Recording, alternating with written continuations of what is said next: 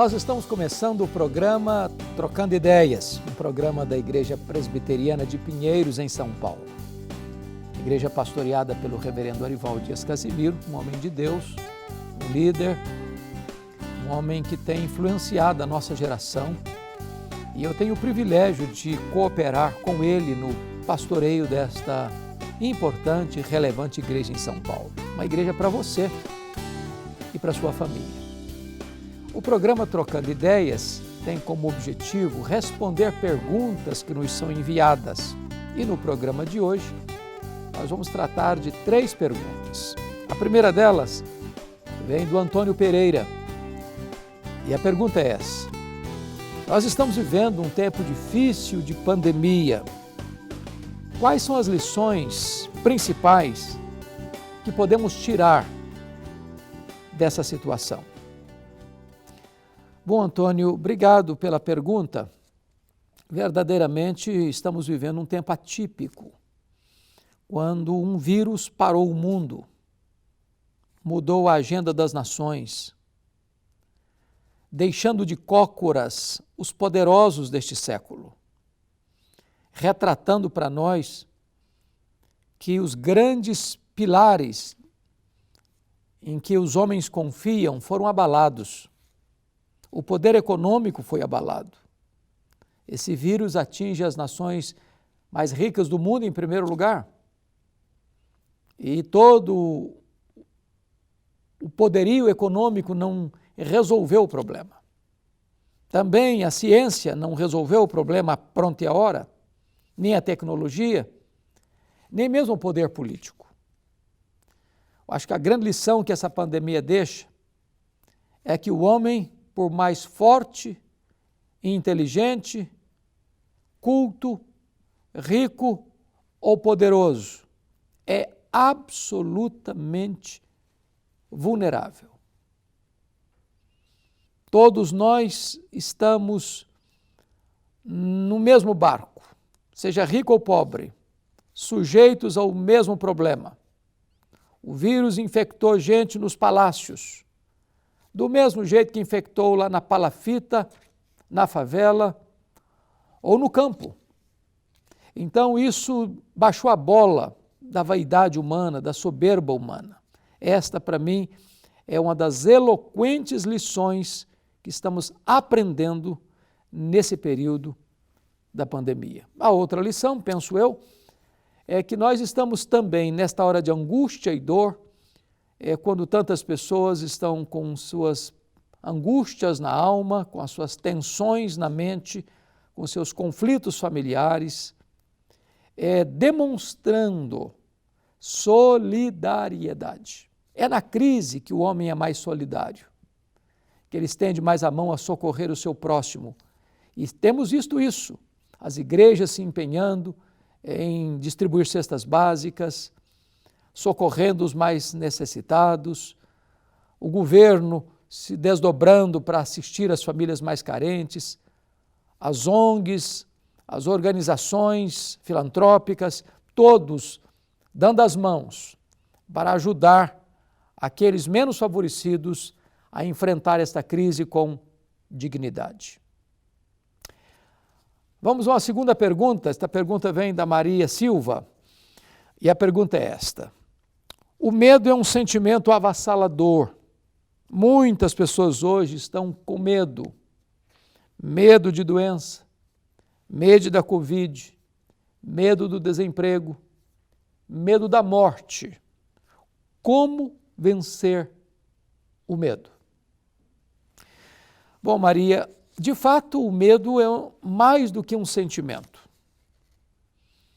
O apóstolo Paulo, escrevendo a Timóteo, na segunda carta, capítulo 1, versículo 7, diz que o medo é um espírito que escraviza, que atormenta as pessoas. Deus não nos deu espírito de medo, mas de poder, de amor e de moderação.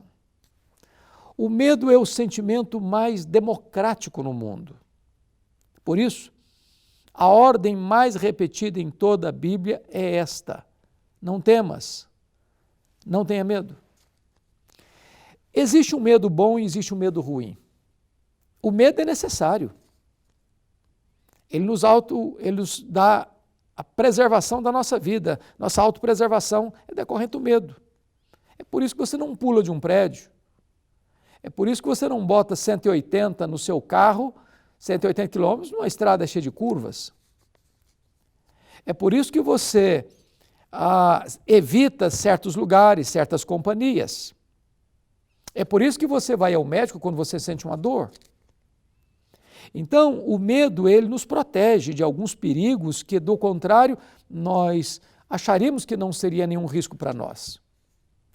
Agora, o medo, fruto da incredulidade, da falta de confiança em Deus, o medo que nos domina a ponto de nos neutralizar, nos tirar o fôlego, nos tirar a iniciativa, ele é prejudicial. A Bíblia diz que o amor lança fora todo o medo. Você enfrenta essa situação não se rendendo ao medo que tantas vezes a grande mídia despeja sobre nós, notícias trágicas, muitas delas enviesadas, todo dia, alimentando-se das promessas de Deus. Deus está no trono, Ele dirige a história, Ele está no controle, Ele cuida da nossa vida, dependemos dEle, vivemos nele. Então, quando você se rende ao medo, você está dizendo que Deus não é suficientemente poderoso para cuidar de você, para guardar você, para proteger você. Então, é o conhecimento de Deus e o nosso relacionamento com Ele é que protege o nosso coração desse cerco, desse sítio, desse encurralamento, deste opressor tão cruel que é o temor, que é o medo. Então, em vez de você se capitular ao medo, você precisa confiar em Deus, descansar em Deus.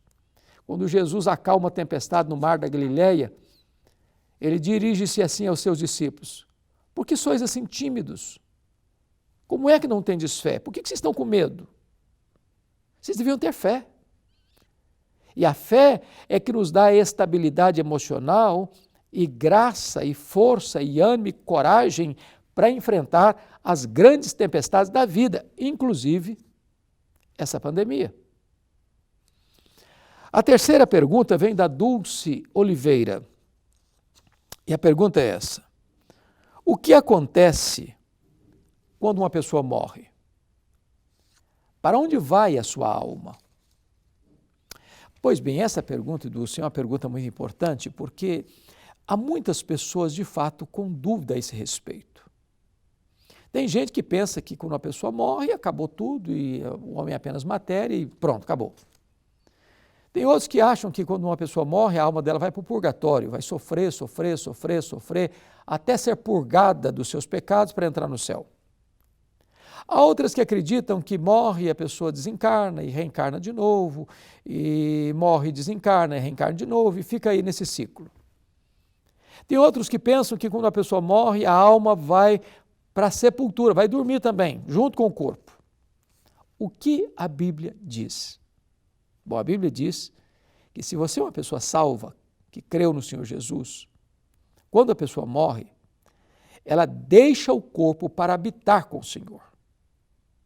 Está lá em 2 Coríntios, capítulo 5, verso 8.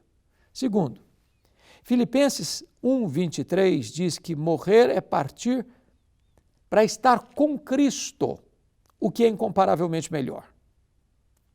Lá em Hebreus disse que quando a pessoa morre em Cristo, o seu espírito é aperfeiçoado para entrar na glória. Lá em Apocalipse 14, versículo 13, diz que bem-aventurados são aqueles que desde agora morrem no Senhor, para que descansem das suas fadigas e as suas obras os acompanham. Lá no Salmo 116, versículo 15, diz: preciosa é aos olhos do Senhor a morte dos seus santos. Filipenses 1, 21, Paulo diz: para mim o viver é Cristo e o morrer é lucro. Então, se a pessoa creu no Senhor Jesus, no momento que ela fecha os olhos aqui, a sua alma ou o seu espírito, imediatamente já entra no gozo do Senhor. Se uma pessoa não é salva, não creu no Senhor Jesus, está escrito lá em Lucas 16, que O rico morreu, foi sepultado no inferno, estando em tormentos. Não foi o corpo dele que estava lá, o corpo foi sepultado. A alma dele estava em tormentos. Então, quando uma pessoa morre, o destino dela está lavrado, porque a Bíblia diz que ao homem está ordenado morrer uma só vez, vindo depois disso o juízo, ou o céu ou o inferno. Pois bem, este é o programa Trocando Ideias, programa da Igreja Presbiteriana de Pinheiros. Se você mora em São Paulo, eu convido você para vir participar conosco. A igreja fica na Avenida das Nações Unidas, 6.151. Nós temos cultos todos os domingos, agora na quarentena aí, às 8 da manhã, às 11 da noite, às 4 da tarde e às 7 da noite. Escola Dominical, 9h40 e 17h40. Conexão com Deus toda segunda-feira, às 20 horas e Mulher Esperança, toda terça, 2h30 da tarde. Mas você pode seguir as redes sociais da igreja, se inscrever no canal do YouTube da igreja. Hoje nós temos uma TV web 24 horas por dia com conteúdo maravilhoso no canal do YouTube da igreja e você vai receber todo esse acervo e ser edificado e fortalecido. Então, que Deus abençoe sua vida, que Deus abençoe sua família. E se você mora então na Grande São Paulo, venha participar conosco. Queremos ser a sua igreja, uma igreja para abençoar e edificar o seu coração. Deus abençoe você e até o nosso próximo programa, se Deus quiser.